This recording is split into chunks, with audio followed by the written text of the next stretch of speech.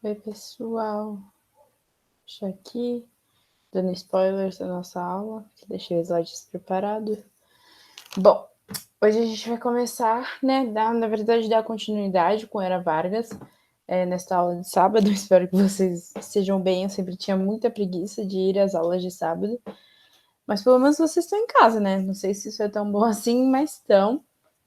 Mas enfim, a gente vai dar continuidade à Era Vargas, né? A gente iniciou em 1930, discutimos o governo provisório, discutimos o governo constitucional, né? E agora a gente vai discutir a ditadura do Estado Novo, perdão. Enfim, em 10 de novembro de 1937, o Getúlio Vargas vai dar um golpe civil-militar. E por que militar? Apesar de Vargas não ser militar, ele teve um amplo, gigante apoio das Forças Armadas do Exército Brasileiro. Sem eles, esse golpe provavelmente não teria sido aplicado. A gente viu na aula passada que o Plano Cohen, por exemplo, foi desenvolvido, escrito, publicado pelo Mourão. Então, era um momento em que as Forças Armadas apoiavam, de fato, Vargas, se baseando em muitas promessas que Vargas tinha feito a eles, mas, enfim, vocês vão ver, né, que desde da proclamação da República, desde a Guerra do Paraguai, e concretizando a proclamação da República, o Exército Militar, as Forças Armadas vão ter cada vez mais um desejo de se infiltrar e de agir realmente dentro da política de forma democrática ou não. E muitas vezes de forma não democrática mesmo. Então, eles vão ajudar nesse golpe civil-militar, eles vão ter o golpe militar de 64. Durante os anos de Estado Novo, os militares, enfim, esse grupo de pessoas vão começar a deixar o apoio do Vargas, porque ele não vai cumprir as promessas que Vargas fez, o próprio presidente não vai cumprir. Enfim, esse golpe militar vai se ver na necessidade de desligar Vargas e só assim a redemocratização acontece. Devido à involuntariedade do corpo militar. Mas enfim, vamos falar do Estado Novo. Esse é um período de centralização política, então é óbvio que Vargas vai centrar as atenções em si mesmo, mas também vai ser um período de uma ditadura política violenta. Então, Vargas basicamente vai fechar o legislativo e os partidos, vai derrubar todos os governadores e prefeitos, né? Que isso já aconteceu antes. Ele derrubou alguns governadores, nomeou alguns interventores, mas não eram todos. Agora ele vai aplicar essa sistematização de derrubar simplesmente todos os governadores e prefeitos, vai nomear os interventores em seus lugares que provavelmente eram militares. Não só isso, ele vai reprimir toda a oposição, né? Então vai rolar milhares de prisões arbitrárias, torturas e assassinatos, o que vai promover certamente um terrorismo de Estado, né? De forma que Vargas ele ambicionava mesmo reprimir de fato toda a oposição para que não houvesse esse ideal de fim do Estado Novo, né? Porque, querendo ou não, ele estava aplicando em pleno 1930, 1940, um golpe, e não só isso, aplicando uma ditadura, né? Depois de uma república que foi conquistada há uma boa parte dos anos, né? Uma boa quantidade de tempo. Enfim, vocês vão ver que o Vargas ele vai se basear em muitas táticas para se sobressair, para poder perdurar no Estado Novo, de fato. Eu coloquei do lado algumas imagens que são propagandas que vão ser divulgadas pela propaganda política, de fato. E é muito importante que vocês entendam esse movimento, que é um movimento que vai fazer com que Vargas consiga ficar, de fato, todo esse tempo no poder, todo esse tempo implementando uma ditadura, né? Então, a gente fala de 8 anos em que a maior parte da população não só vai apoiar, como vai querer o Vargas de volta, como vocês vão ver. O Vargas, por exemplo, além disso, né, para citar, ele vai criar o DESP, que é a Delegacia Especial de Segurança e Política Social, que é uma delegacia que basicamente age para prender e condenar qualquer tipo de oposição, qualquer pessoa que seja uma ameaça à ditadura. E é importante falar que, como líder, não só da Polícia Civil, mas também desse DESP, a gente vai ter um cara chamado Miller. O Miller, ele era um militar realmente brasileiro, só que ele era totalmente pró-nazista e ele tinha um contato direto com a Gestapo, né, que era a polícia da Alemanha, né, a polícia da Alemanha nazista, enfim, vai mandar várias dicas, várias formas de tortura, por exemplo, para um presidiário, já que a Gestapo sabia tão bem, ou é Gestapo? Eu não sei falar. Enfim, é importante falar também que esse sistema ditatorial, ele vai ser aplicado muito antes, assim, essa ideia de golpe não vai vir simplesmente, putz, eu tenho que aplicar um golpe agora, em 1937. Não, gente, vocês vão ver que isso tem uma prevalência de muitos anos, tem um planejamento de muitos anos. Também quero que vocês adquiram essa noção de Vargas, que ele era um grande estrategista, até quando as pessoas não esperavam que ele era um estrategista. Porque, assim, ele vai criar o DESP, por exemplo, em 1933, 4 anos antes. Eu anotei aqui que ele vai criar também a Lei de Segurança Nacional, como eu comentei com vocês, que vai pôr a ANL na ilegalidade, vai implicar em outras medidas de segurança pública, mas que não bastam, que não servem só para segurança pública, mas sim para oposição. E também vai criar o TSN em 1936, que é um Tribunal de Segurança Nacional que também serve para a mesma coisa, simplesmente conter e ter meios jurídicos para enfim, para conseguir controlar a oposição do mesmo jeito que eu estou falando. É importante falar também que eu coloquei que ele vai fechar o legislativo e os partidos, mas ele também vai subordinar o judiciário a ele mesmo, né, ao executivo. Então vai ficar realmente esse ciclo. Aí a gente tem a Constituição outorgada de 10 de novembro de 1937, então ele vai sim implementar um golpe, vai implementar uma ditadura, e não só isso, vai outorgar uma Constituição. Uma coisa que eu estou comentando ao longo das aulas e que eu tratei de uma forma muito óbvia, mas que não é para ser óbvia, mas é porque eu aprendi, e aí eu fui, sei lá, lidando com isso, é a diferença de uma Constituição promulgada e a diferença de uma Constituição outorgada, né, que eu acho que tem muita gente que não sabe. Uma Constituição promulgada, ela é uma Constituição que foi aprovada pela Assembleia, pela Câmara de Deputados que existe no momento, então provavelmente é a Assembleia. Vocês viram que, por exemplo, quando o Dom Pedro I, né, causou a independência do Brasil e tal, formou-se uma Assembleia Constituinte, que era uma Assembleia de pessoas para formar uma Constituinte. Ele não curtiu a Assembleia, não curtiu das ideias que queriam botar na Constituição, ele fez o quê? Outorgou a própria Constituição, ou seja, não foi aprovada. O líder do executivo, né, que na época nem foi muito implementado esse conceito de executivo, mas enfim, o líder do Brasil foi e impôs uma Constituição ao povo, e não o povo trouxe uma Constituição para o Brasil, entende isso? Então, isso é uma Constituição outorgada, do mesmo jeito que Vargas vai criar essa Constituição e vai impor a Constituição. Não vai depender do Congresso, não vai depender de uma Assembleia nem nada disso. Enquanto a promulgada é exatamente isso é exatamente o contrário do que eu acabei de falar, no sentido de que ele de fato vai depender de uma aprovação de um quórum de votação para ser implementada. Mas, enfim, o que a Constituição outorgada traz? Ela concentra os 3 poderes nas mãos de Getúlio, né? Como eu comecei antes. O poder judiciário vai ficar subordinado ao executivo e ele vai fechar o poder legislativo. E, obviamente, isso vai ser um retrocesso em termos de democracia e direitos humanos, em vários âmbitos. Vocês estão vendo que o Brasil já está caminhando, de certa forma, para formar constituições, não só isso, constituições promulgadas, e, além de tudo isso, ele vai reintroduzir a pena de morte, né? Que muito provavelmente serviria para justificar o assassinato de qualquer pessoa que se opusesse ao seu governo. Não só isso, ele proporcionou total liberdade de ação à polícia especial, que é a polícia que eu estou comentando para vocês, que era um instrumento de fato de repressão do governo. Então, ele vai dar total liberdade, o que dá, como eu falei, né, total ambiguidade para punição de crimes e etc. Não só isso, vai iniciar uma rigorosa censura política e artística. Tem um autor que eu acho que vocês ainda estudam, sim, que se chama Graciliano Ramos. Eu li ele em Vidas Secas, é o meu autor favorito da FUVEST, assim, de leituras obrigatórias da FUVEST. E, enfim, ele vai ser preso nesse período. Não só isso, ele descreve, né, tipo, o fato desse período ditatorial que vai ocorrer no Brasil, ele é um período que vai coincidir com vários momentos autoritários que vão acontecer na Europa. Então, vocês vão ouvir da Itália fascista, vocês vão ouvir da Alemanha, né, nazista.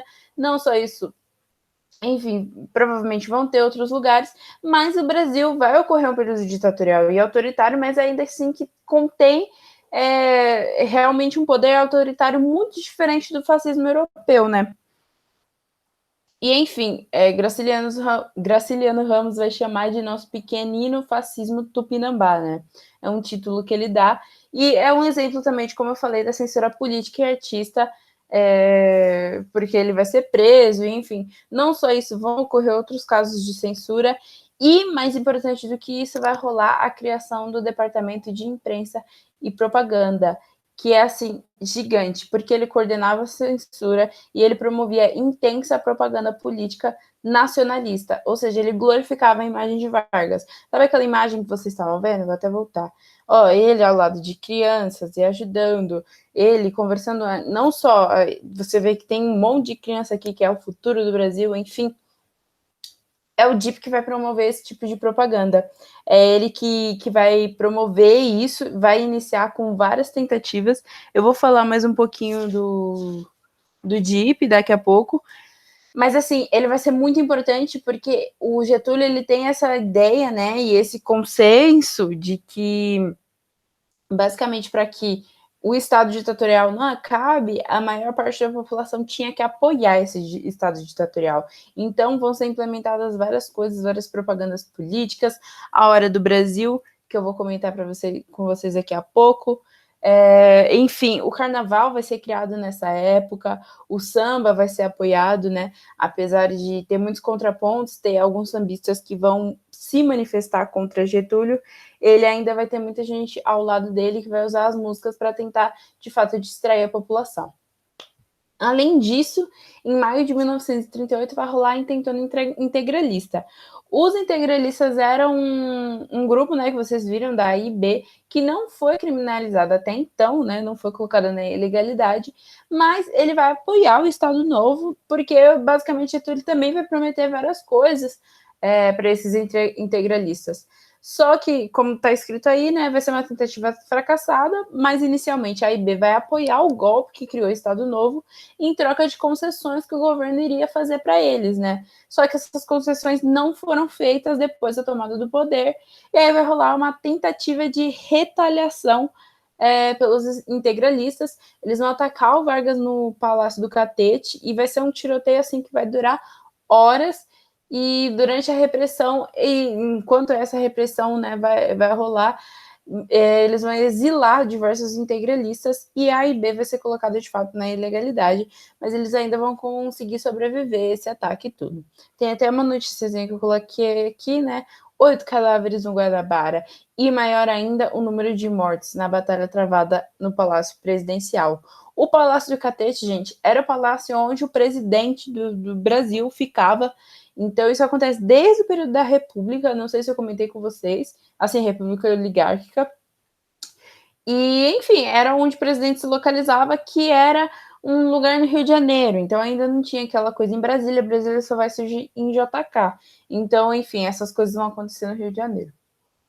Assim, eu coloquei um pouco dessas propagandas que eu comentei com vocês do DIP, porque eu vejo que isso costuma muito cair no Enem, gente. Eu vejo assim, porque eu acho que professores e plantonistas, enfim, a gente vai fazer a lista de questão e a gente sempre coloca, né, questões, Vargas, vestibulares. Quando eu coloco alguma questão no Enem, nossa, sempre tem alguma imagem. Eu vi muito da Revolução de 1932 e vi muita propaganda de Vargas. Então, é obviamente que isso vai promover, vai ficar claro essa importância do DIP. Não só isso, é interessante falar que o DIP ele vai ser sistematicamente organizado, vai ser tudo certinho, gente. Ele vai contar com 6 áreas, 6 setores, seções, assim, que é a propaganda, radiodifusão, que é muito importante, cinema e teatro, turismo, imprensa e serviços auxiliares. Enfim, como eu falei, o Getúlio ele vai promover um programa, ó, que tem duas imagens aqui dele falando nesse negócio aí, nesse microfone, que seria da antiguidade. Enfim, ele vai promover a Hora do Brasil, que era um programa que vai popularizar a voz de Vargas, porque a cada dia, assim, literalmente diariamente, ele vai iniciar com discursos curtos e simples que pareciam eliminar intermediários e falar diretamente ao seu ouvinte. Então, ele literalmente levantar todo dia e ir falar no rádio e se comunicar com todas as pessoas através do rádio, que, gente, era um eletrônico, era o eletrônico de fato mais popular das pessoas, era o que as pessoas mais tinham em casa, ou seja, as pessoas mais trabalhadoras também, que era a grande classe. Ele falar todo dia com Getúlio, Getúlio falar todo dia com o trabalhador, Getúlio falar todo dia com a população, traz uma relação de intimidade, né, de proximidade muito maior, né? A gente não tem isso hoje em dia do presidente, graças a Deus, que eu também não ia conseguir ouvir, mas não tem essa relação, né, de um presidente que se comunica todo dia com a gente, por mais que sejam discursos curtos, ainda era um discurso, né? Mas enfim, tem várias coisinhas aqui que eu achei interessantes, né? Tem essas mulheres protestando pelo Getúlio, concentração trabalhista na esplanada do Castelo, em homenagem ao benemérito presidente Vargas. É uma biografia para gente nova, ou seja, uma biografia que provavelmente foi criada pelo DIP. Esses três aqui são propagandas do DIP, com certeza. Então, enfim, tem muita coisa a ser analisada de fato.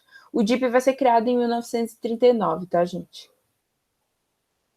Mas, enfim, política econômica e financeira. Qual vai ser a política econômica que Vargas vai implementar? Vocês já viram aquela política que ele colocou, né, antes, quando ele tomou o governo provisório, uma política de defesa agressiva do café, né, que ajudou também muito a promover a industrialização. Mas, enfim, o Estado vai se transformar em um agente que promove ativamente o desenvolvimento nacional. E isso principalmente do setor industrial, né? Vocês já conseguem ver de longe que esse é o setor favorito do Vargas. Mas, enfim, ele vai implementar uma política pragmática que, apesar de ter predominado o nacionalismo econômico, fez concessões ao capital estrangeiro, né? Então, ele lidou um pouco com o capital de fora e necessitava de tecnologia e capital estrangeiro em diversos setores. O governo também coordenava a economia, então existia uma intervenção direta do governo que, obviamente, vai estimular as indústrias. Protege, né, vai proteger em diversos setores a produção nacional, e a política de substituição de importações foi muito desenvolvida durante a Segunda Guerra. A gente vai falar um pouco mais disso.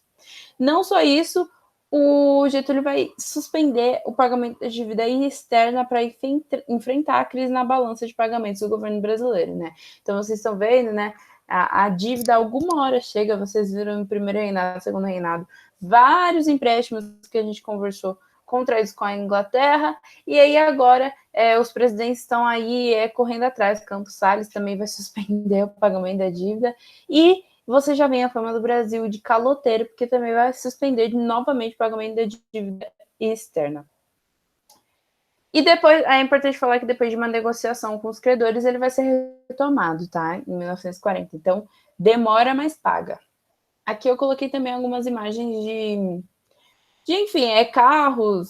O Getúlio ele vai investir muito na indústria de base, como eu falei para vocês. A indústria de base é a base, ou seja, vai investir na produção de máquinas e matéria-prima para formar outros produtos que vão ser produtos finais que vão para o mercado. A indústria de base, ela cuida disso. Aí a gente tem a publicação da CLT no dia 1º de maio de 1943, e é muito importante que vocês já pensem, o que é o primeiro aqui no Brasil? É o Dia do Trabalhador. Então vocês entendem a influência e a relação forte que Getúlio tinha com a classe operária. Vocês veem isso simplesmente o dia que ele publicou a CLT, que obviamente é um dos documentos mais importantes para garantir, ou mais importante talvez do Brasil, né? Para garantir os direitos trabalhistas. Não só isso representa o dia propriamente do trabalhador. Mas, enfim, ele é inspirado na Carta del Lavoro, do Mussolini, sim, infelizmente, mas ainda é inspirado. Vai sistematizar e ampliar os direitos trabalhistas e vai atrelar os sindicatos ao Estado, né, que vai trazer essa relação de corporativismo. Eu tinha lido uma frase aqui que era muito boa, mas eu acho que eu já perdi, já. Eu acho que eu já perdi, infelizmente. aqui isto é, sob a forma de uma política de colaboração entre patrões e empregados tutelada pelo Estado. A crença na capacidade técnica posta a serviço da eficiência do governo e acompanhada da supressão do dissenso. Então, é basicamente o Estado intervindo nessas relações entre patrão e empregado. Não só isso, né, dentro dos sindicatos também, que eu comentei com vocês na aula passada. Que mais? Ele vai criar o sindicalismo estatal, né, que eu comentei com vocês. Então, o Estado ele vai intervir na organização dos sindicatos e o governo vai desenvolver, né, o que a gente chama de trabalhismo, que é a valorização do trabalhador, condenando o ócio. Então, vocês vão ver uma campanha extremamente forte contra a malandragem, jingles, músicas a favor e etc. E condenando também a vadiagem, enfim, esses sinônimos aí. Dá para ver aí, né, várias noticiazinhas que eu coloquei, consolidação das leis do trabalho, tem, né, uma notícia que faz uma referência à comemoração do Dia do Trabalho, que ficou marcada como dia 1º. Vocês vão ver, né, que eu tô falando que o Getúlio, para ele, vocês veem que para ele implementar uma ditadura tão forte assim, a propaganda vai ser tão alta, e não é só propaganda, viu, gente? O Getúlio, ele implementa várias políticas que vão favorecer a classe operária, como essa que vocês estão vendo agora. E, assim, isso vai fazer com que, assim, existam protestos como esses que vocês estão vendo. O trabalhador também tem o seu lugar no Estado Novo, e a fase do queremismo que vocês vão ver mais para frente. É importante falar também que o interessante da CLT é que existe um esquecimento da classe agrária, não só na CLT, como na Constituição de 1934. E assim, é interessante pensar isso, né? Como, apesar da classe operária, né, que é a classe que trabalha principalmente nas indústrias, a classe agrária, né, desde o início das colônias e até agora, ela não vai ter um direito de fato garantido para eles mesmos. Então, muito provavelmente, o trabalho abusivo continua. Vocês entendem isso? Com o Brasil, ele não avança ainda muito nessa questão agrária de forma alguma. Próximo também a gente tem a política externa, né? O governo brasileiro ele teve uma posição pragmática no cenário internacional, então ele tratava de negociar com quem lhe oferecesse melhores condições e ele procurava tirar vantagem da rivalidade entre as grandes potências. Então, Getúlio, até o momento de pressão, ele toda hora ficava dialogando com os Estados Unidos, ficava dialogando com a Alemanha, dialogava com a Itália, sabe? Então ele chegou a adquirir até submarinos da Itália, conversava um pouco com Hitler até. E, enfim, o que vai rolar é que as relações econômicas com a Alemanha vão crescer muito até a Segunda Guerra, como eu falei, vai ser um beneficiando o outro e tal, e como eu acabei de falar, é Getúlio apoiando quem apoiasse mais dele. Mas os Estados Unidos também vai estar atrás, e enfim, os Estados Unidos, ele, na época, vai estar pelo governo de Roosevelt, vai ser um cara que vai ficar, se não me engano, de 33 a 45 também, bem assim, próximo, né, de Getúlio. E o Roosevelt estava com uma política da boa vizinhança. Como ele estava vendo a interferência da Alemanha e o crescimento, expansão da Alemanha de fato pelo território, ele não queria que isso acabasse chegando na América e na América como em geral, né? Porque se um país domina qualquer uma das localidades da América, já é uma posição mais desfavorável e mais... esqueci a palavra. Mas, assim, é muito mais fácil de atacar o Brasil do próprio... É muito mais fácil de atacar os Estados Unidos do próprio Brasil, por exemplo, do próprio continente, né? Então, ele vai substituir a briga, basicamente, pela negociação de fato. E o que vai rolar é que vão acontecer várias políticas, não políticas, mas medidas de amigos entre Brasil e Estados Unidos, no sentido de que os Estados Unidos vai financiar a construção mas formação da Companhia Siderúrgica Nacional, a Companhia do Vale do Rio Doce também, que é a famosa Vale, que vocês conhecem hoje em dia, que foi privatizada depois do governo de Vargas, mas enfim, vai ser uma iniciativa estatal. Ela também vai ter um certo financiamento, empréstimo dos Estados Unidos, que vai rolar em 1942. Eu coloquei esse símbolo do papagaio aí. Antes disso, Carmen Miranda vai influenciar muito, né? Então a Carmen vai ser uma pessoa que vai diretamente para os Estados Unidos, vai estrear um filme em Hollywood, vai ter vários fãs internacionais, então vai ser um grande símbolo. E além disso, o Walt Disney vai tentar entrar nessa situação, né, de amiguismo. Ele vai mandar alguns desenhistas aqui para a América do Sul, vai passar pelo México, Argentina, vai chegar no Brasil, e eles vão voltar com duas ideias, que é o Alô Amigos de 43, é uma animação, e também Você Já Foi à Bahia, que nessa animação vai trazer o personagem do Zé Carioca, que nos Estados Unidos era Joe Carioca, mas enfim, ele vai vir com essa imagem, né, muito malandra, um pouco preguiçosa, enfim, várias características que já são estereotipadas do Brasil, mas ele ainda vai trazer, né, um personagem muito forte e que até hoje, não sei se vocês conhecem, mas tem muita gente que conhece. Eu conhecia, por exemplo. Não sei se estou ficando velha demais, mas eu conhecia. Enfim, vai realmente ter uma repercussão até hoje. Aí o que vai rolar é que vai rolar a Segunda Guerra Mundial e o Brasil vai estar se alimentando dos dois lados e ele vai manter a neutralidade até dezembro de 1941, né? Que vai ser com o acontecimento do Pearl Harbor lá nos Estados Unidos, né? Vai ser uma base dos Estados Unidos que vai ser atacada brutalmente pelo Japão e aí os Estados Unidos vai pegar e falar, ó, para de ficar lambendo o cu dos dois, agora você tem que decidir quem você vai seguir. E o que vai acontecer é que, de fato, os Estados Unidos, o Brasil vai escolher ficar com os Estados Unidos, e não só isso, ele vai declarar no dia 28 de fevereiro, se eu não me engano, de 1942, o apoio, né, oficial aos Estados Unidos, aos aliados, na verdade, né, porque são aliados, não é só um, tem o eixo, né, que conta com a Alemanha e outros países lá, Japão, e acho que é a Alemanha, Japão e Itália, né, e aí nos aliados é o que? União Soviética, Estados Unidos e Inglaterra? Sei lá, deve ser isso.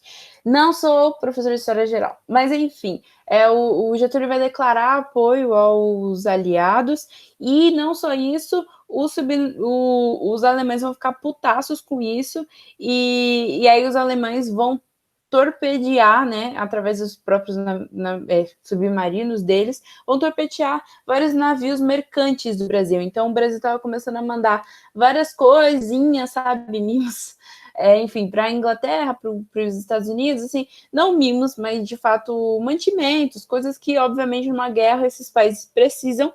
E aí o que vai acontecer? E não só mantimentos, como também coisas para serem vendidas lá fora, e os alemães putaços vão torpedear todos esses navios. Aí Getúlio vai falar, aí não. E aí o Brasil vai mandar apoio, de fato, de milhares de pessoas para os países aliados. São cerca de 25 mil pessoas, 25 mil homens, né? E eles vão atuar principalmente no final do conflito, que vai ser na Itália também. Eu até coloquei uma imagem aí na foto, que é a Batalha de Monte Blanco, eu acho. Vai ser uma batalha que vai ter apoio, tipo, a vitória vai ser essencial por causa dos brasileiros. E assim, é interessante falar, né, que a guerra vai se dar durante 6 anos, basicamente. Durante 2, ou sei lá, 2, eu sei contar, gente, mas assim, durante 2 anos e tal, o Brasil vai se manter muito ambíguo, né? Muito duas caras, muito geminiano e tal. E aí todo mundo ficava falando, não, o Brasil, a cobra vai fumar.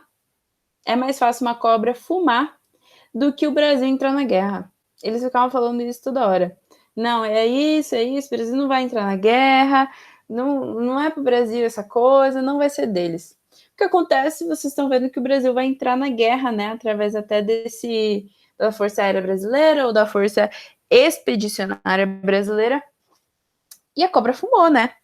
A cobra literalmente fumou, e assim vai formar o símbolo do uniforme brasileiro, né? Que é a cobra literalmente fumando. Sim, a gente é tão debochado, a gente é tão memeiro que até em 1941 a gente forma um uniforme da Força Expedicionária Brasileira com uma cobra fumando, de tanto que falaram da gente. Não só isso, né? Aqui tem alguns símbolos, então real, tipo, tava no uniforme do pessoal, vários da cobra fumando. Tem uma foto que é muito famosa, né? Do cara atacando aí com. Isso é um canhão? Não sei. Mas ele tá atacando com algo, e a munição disso certamente tá escrito: a cobra tá fumando. Então, além disso também, eles chegam lá nos territórios e ainda falam: Hitler, já estamos aqui, estamos esperando você. Então, o Brasil, muito debochado desde os anos 40. Vocês veem aí o surgimento do deboche. E aí vai rolar, portanto, o declínio do Estado Novo, porque eu não sei se vocês já viram, mas spoiler, a Segunda Guerra é vencida pelos aliados. E vocês têm que analisar uma coisa antes de tudo para vocês poderem entender. Os aliados eram quem? Então agora vamos novamente. Eram Estados Unidos, Inglaterra, e eu acabei de esquecer o país que eu acabei de falar. União Soviética.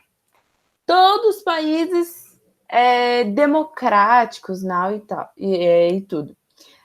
Qual que era o outro lado do eixo? Japão, que se eu não me engano na época era o Império. Itália, que estava sendo liderada por um completo fascista, que é o Mussolini. E Alemanha, né, que nazismo, fascismo, Hitler. Então, né, quando o pessoal entra em guerra, é óbvio que vai surgir uma campanha idealista, né? Não é só guerra, né, gente? Então é óbvio que tem propaganda, é óbvio que tem divulgação de quem tá certo e quem tá errado, e é óbvio que nessa discussão muito do discurso dos aliados vão vir de pô, a gente defende a democracia, diga não ao fascismo, diga não à autoridade, ao sistema ditatorial, tudo isso. Eles vão ficar nessa campanha muito forte, principalmente desses países. E quando o Getúlio escolhe o lado dos Estados Unidos, né, o lado dos aliados, isso vai ficar meio tipo, a gente está numa ditadura, mas você está apoiando os democráticos? E, enfim, a participação do Brasil na Segunda Guerra vai fazer a oposição ganhar força na campanha de redemocratização, né? Porque eles vão surgir com esse questionamento que eu acabei de fazer para vocês, explorando a contradição do Brasil estar lutando contra regimes totalitários e ser um. E, bom, vai iniciar as manifestações, né, com um exemplo grande é o Manifesto dos Mineiros, que vai contar com 92 assinaturas de pessoas notáveis, conhecidas lá em Minas Gerais, que vai ser divulgado no dia 24 de outubro de 1943, e isso já vai ser um início para a demonstração de uma oposição, né? Como eu estou falando para vocês, o que Getúlio mais queria, mais procurava era sempre agradar, de fato, a maioria.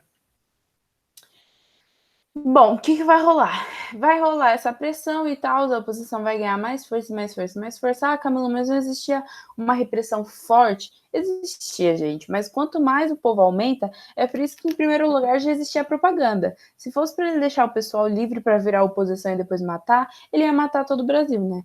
Mas, enfim, a questão é que a oposição vai ganhar força.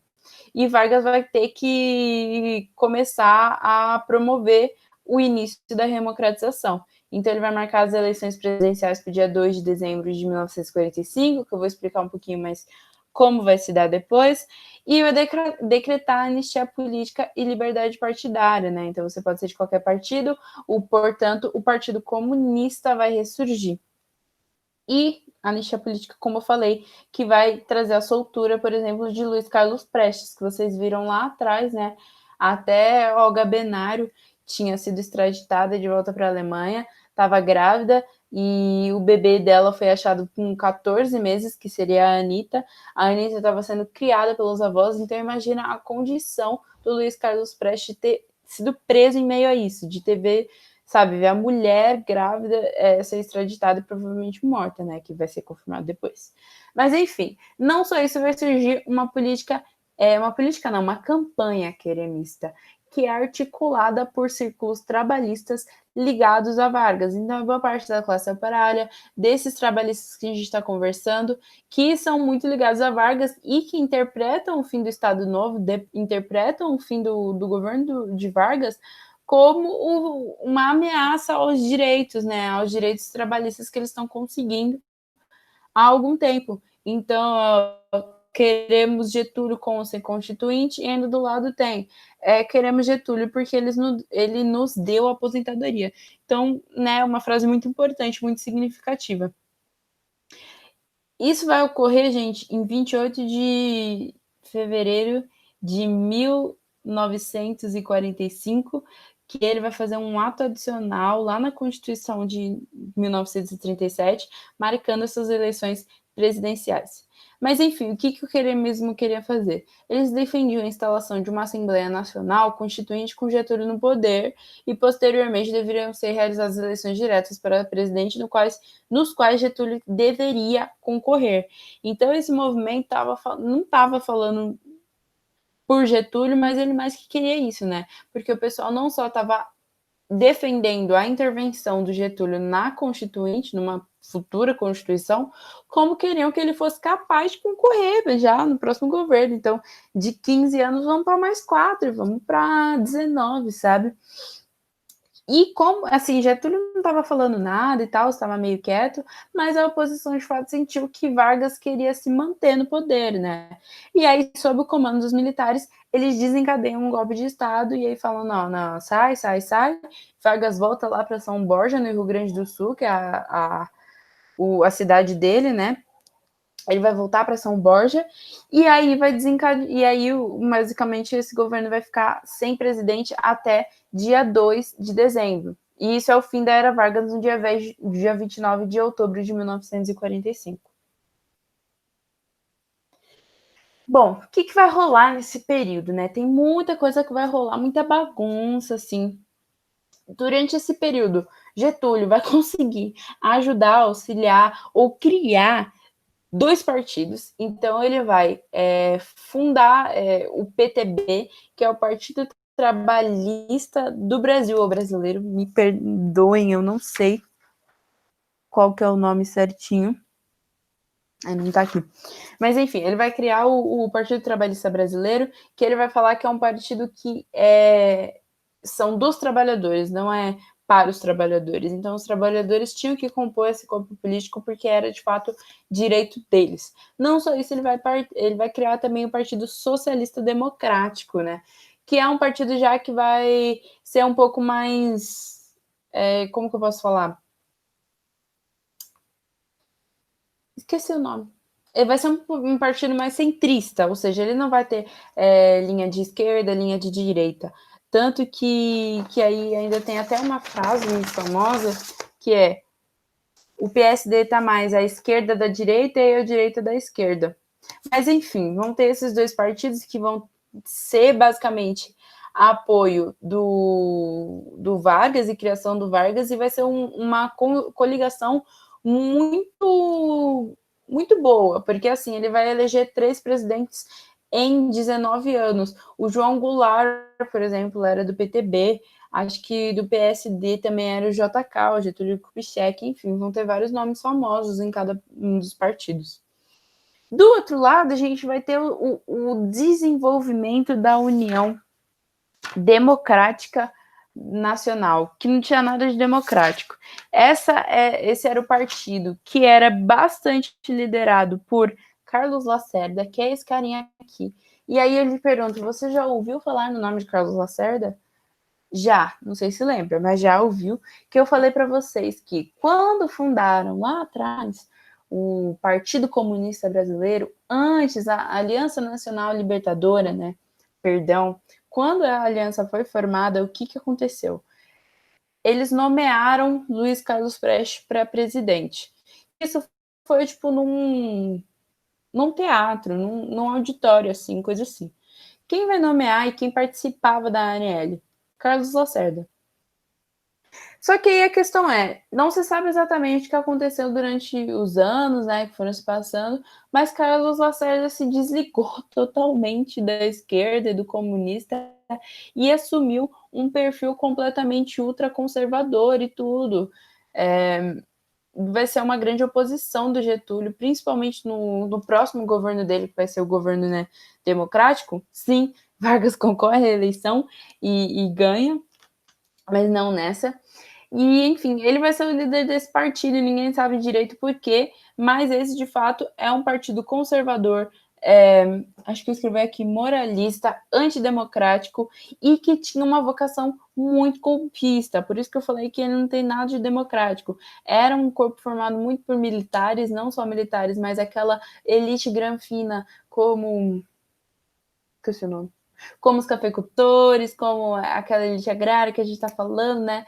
Sim, a gente não falou já faz um tempinho, mas, enfim, eles vão querer, né, entrar na UDN para poder tentar retomar um pouco do poder, enfim. A gente está falando só de um pessoal mais chatinho, mais conservador. O Lacerda, como eu falei, vai partir de comunista a ultraconservador, vai fundar a UDN e vai nomear um candidato a presidente, que vai ser Eduardo Gomes. O nome dele era Brigadeiro. Ele era... Ai, perdão, gente.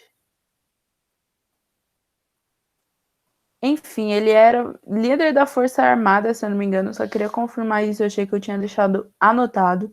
Mas, enfim, ele é um militar, de fato. E ele tinha muito carisma, principalmente entre as mulheres, entre o eleitorado feminino, porque ficou muito famosa a frase "vote no Brigadeiro", que ele é bonito e é solteiro. E é esse o slogan dele. Do outro lado, a gente já tem um cara que não é tão favorecidamente esteticamente, né? Ainda mais para as condições da época, que tinham pensamentos mais retrógrados. Então, para eles, né, gordo era feio. E Dutra já era casado há anos, muito bem casado, assim. Já era um pouco mais velho, o Eduardo Gomes era mais novo, de fato. Então, assim, Dutra também já era mais velho, baixinho, gorducho, enfim. Não agradava esteticamente, mas foi o indicado do PSD. E por que que isso vai rolar, né? Vocês estão, mas por que Vargas não tentou? Aquilo lá rolou, né? Então os militares pegaram e falaram não, não, não, e tiraram ele literalmente do governo e mandaram ele para São Borja e tal, para ficar quietinho lá. Mal sabiam que Vargas estava planejando o próximo governo. Mas, enfim, Dutra vai acabar se candidatando pelo PSD. O Dutra, ele era o ex-ministro da guerra do Getúlio Vargas e ele, em último minuto, vai conseguir apoio do Vargas, vocês vão ver como. Mas, enfim, vai ser essa oposição entre os dois. Não só isso, assim, por último, né, vamos falar do Luiz Carlos Prestes, que vai ser o cara que eu falei que vai ser solto. Não só ele vai ser solto e tal, e ainda assim, logo quando ele sai, ele vai promover um discurso a favor de Vargas. Ele vai falar que ele está do lado de Vargas e o Partido Comunista também está. Estudos dizem que foi por causa de um aconselhamento mesmo de Moscou, estou falando desde antes, que eles viviam muito em contato com a União Soviética e como tornar o país comunista, como iniciar uma aplicação de uma economia, enfim, governo comunista. E o Moscou vai liderar e vai falar, não, ó, vocês podem dar apoio aos líderes que estiverem apoiando a gente, que de fato era Vargas, porque como vocês viram, a União Soviética estava do lado dos Estados Unidos na Segunda Guerra e Vargas entrou na Segunda Guerra, então eles estavam do lado, eles falaram, pode propagar apoio a Vargas, que vai ser bom. Não só isso, Vargas era um líder popular, então se você fosse contra Vargas, meio que ia dar um pouco de ruim, apesar de Luiz Carlos Prestes ser um líder extremamente carismático, extremamente querido por todos. Mas, enfim, é até contrastante a gente ver isso, de que logo após ele sair uma prisão que foi promovida por Vargas, né? Se eu não me engano, ele ficou 8 anos em exílio, né? Desde a coluna Prestes Costa. Depois ele vai ficar 5 anos, se eu não me engano, também preso. E além de tudo isso, ele vai ter que sair, vai ter que prestar favorecimento a não só a pessoa que botou ele na cadeia, que provavelmente torturou ele durante muitos anos, mas também a pessoa que foi responsável para a extradição da mulher dele, que foi morta lá na Alemanha e que separou eles da filha deles. Mas enfim, Luiz Carlos Prestes ainda fez isso neste momento, e é importante falar que ele vai surgir com o Partido Comunista. Tudo isso para explicar para vocês um pouco dos movimentos políticos da época, então como as coisas vão se dar. Poderia chegar agora e falar, simplesmente falar, gente, era Dutra, Gomes, não sei quem ganhou, não vou dar spoiler, mas enfim. Não sei quem ganhou, e é isso. Não, estou tentando explicar os partidos. Então a gente tem o PTB, tem o PSD, tem a UDN e tem o Partido Comunista. Acho que é isso. Enfim, voltamos à eleição e tal, que não sei o quê. Eduardo Gomes tinha um bom eleitorado feminino, só que é importante falar que os dois eram militares, então o Dutra era ministro da guerra e era um ex-militar e tal, e os dois eram muito militares a ponto de realmente eles não terem um jogo político quanto a gente está falando de Vargas, né? Que falava na rádio, que falava com o trabalhador, que não sei o quê, que não sei o quê. Não existia isso. Tanto Dutra quanto Gomes eram os dois duros, não sabia conversar com ninguém. O Dutra foi fazer um discurso lá com os rodoviários e ele fez um discurso extremamente longo e não direcionou uma palavra para a classe operária, para a classe trabalhadora, só falou das conquistas das Forças Armadas brasileiras. O Gomes também, ele foi fazer um discurso lá com o pessoal e as únicas palavras que ele conseguiu dizer foi muito prazer e muito obrigado. Então, assim, tudo muito superficial, ninguém sabia falar com ninguém direito. E aí, assim, não deu muito bom. Os dois não tinham muita química, assim, mas tinha que ter um. Legal falar também do movimento queremismo é que, mais uma vez, eu sei que a gente tem muitos alunos novos que nunca nem viram a Sanfran, que não tem o mínimo interesse de ver a Sanfran, esse bando chato. Eu sei, tem muita gente chata na Sanfran, mas tem gente que já foi lá e tem gente que tem interesse na Sanfran.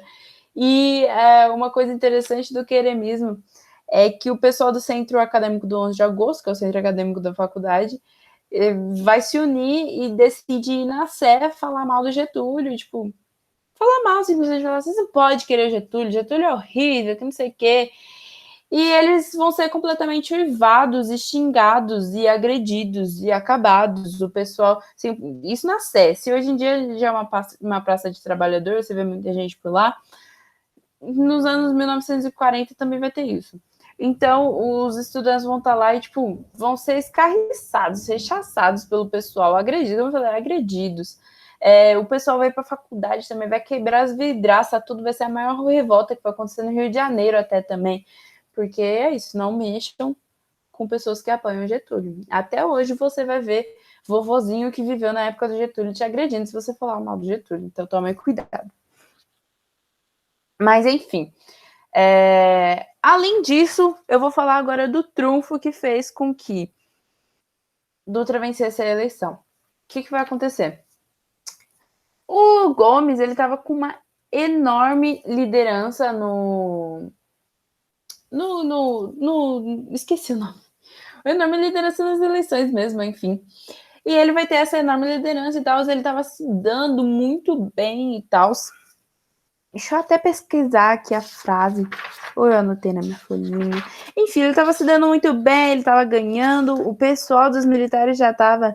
A gente deu bom, vocês perderam, que não sei o que, é isso.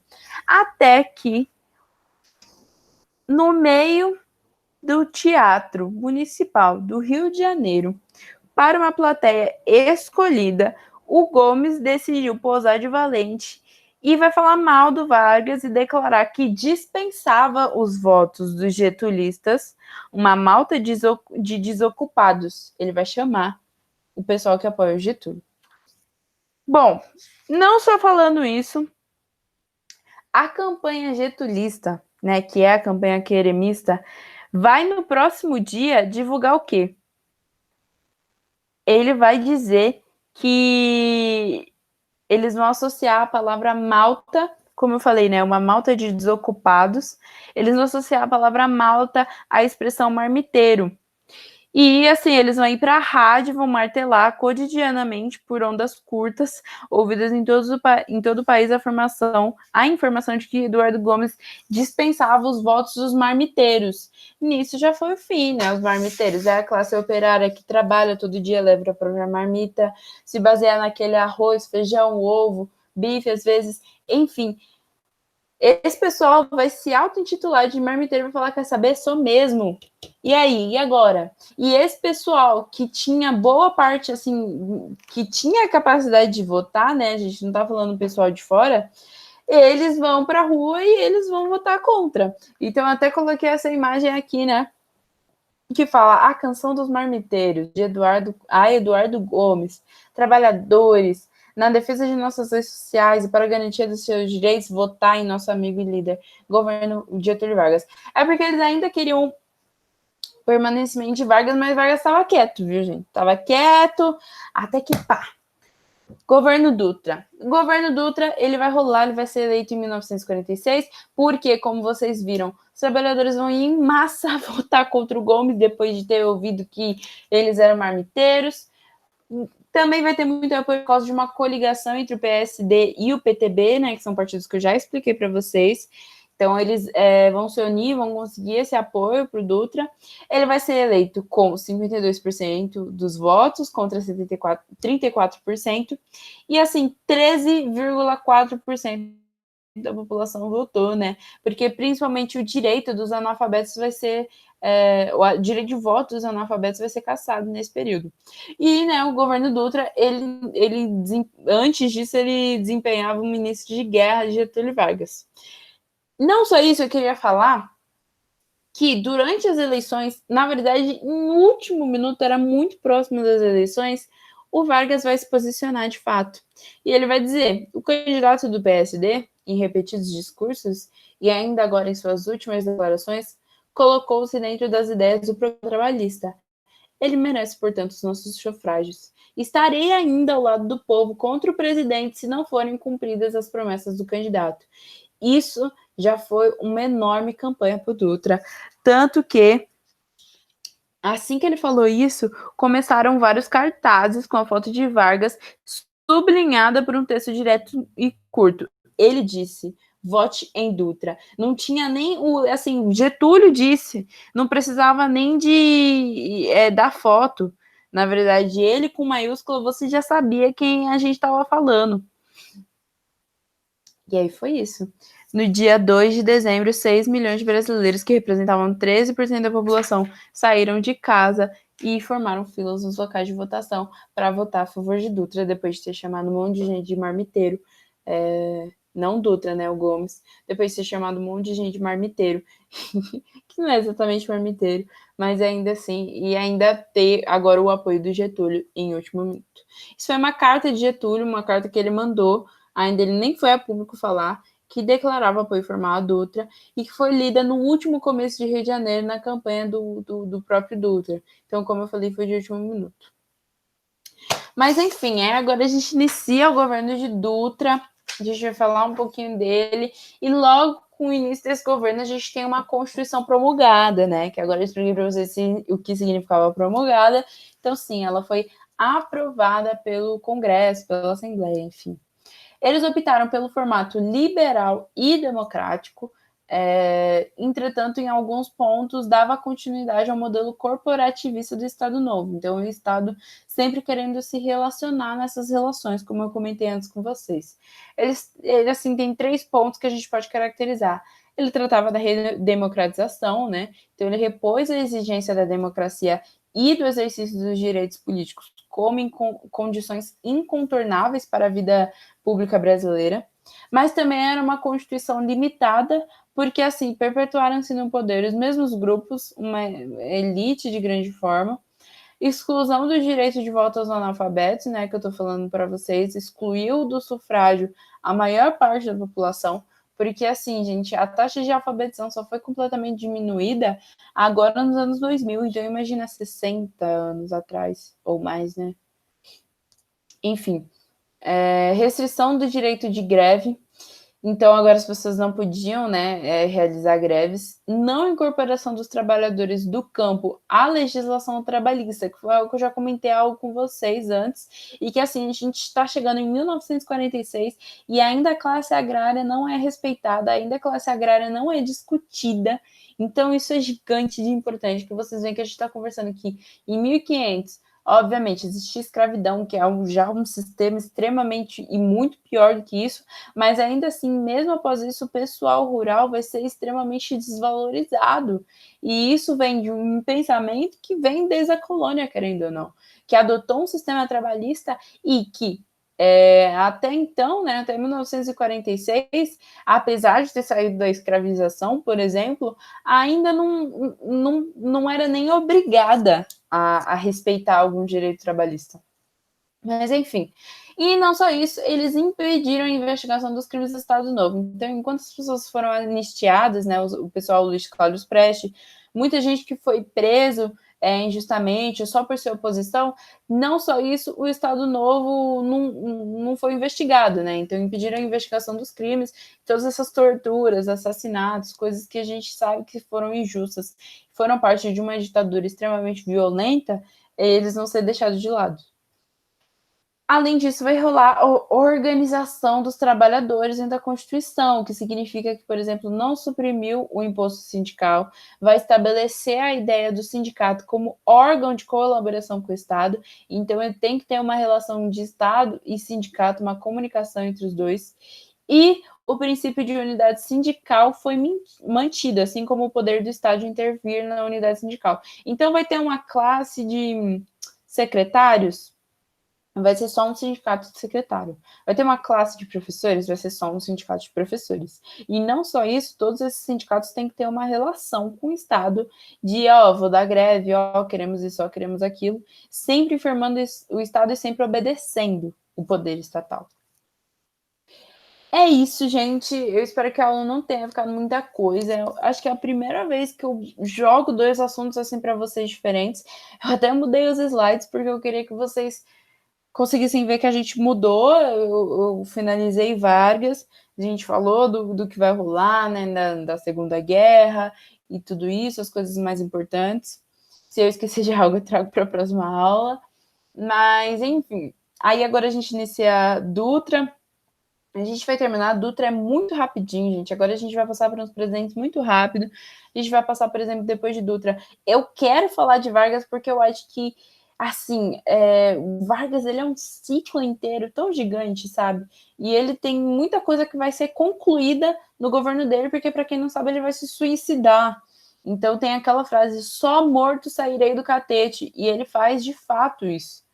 E assim, é muito importante, mas não cai muito vestibular, vou falar para vocês.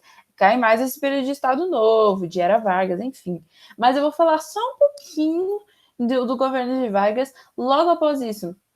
A gente já vai para o próximo governo, vamos falar de JK, vamos falar de Jânio Quadros, vamos falar de João Goulart, e depois já vamos cair na ditadura militar. Então a gente está muito próximo do fim. Ai, dá até, sabe, tanto tempo, tanto suor. Mas, próxima aula a gente fala da política externa, que vai ter o Dutra, né, vai lamber com o desamericano, política econômica, o plano SALT, né, que significava saúde, alimentação, até esqueci, eu anotei aqui, só péssima anotadora, eu perco tudo, bagunço tudo. Ai, saúde, alimentação, transporte e energia, não vai dar muito certo, o Dutra não era tão bom assim, e aí depois Vargas volta com tudo. Acho que é isso, né, gente? Eu não trouxe questões assim na aula, porque eu achei que era muita coisa para falar. Eu acho que nem se a aula ficar longa, ainda assim era muito assunto, e eu quero que vocês foquem nisso.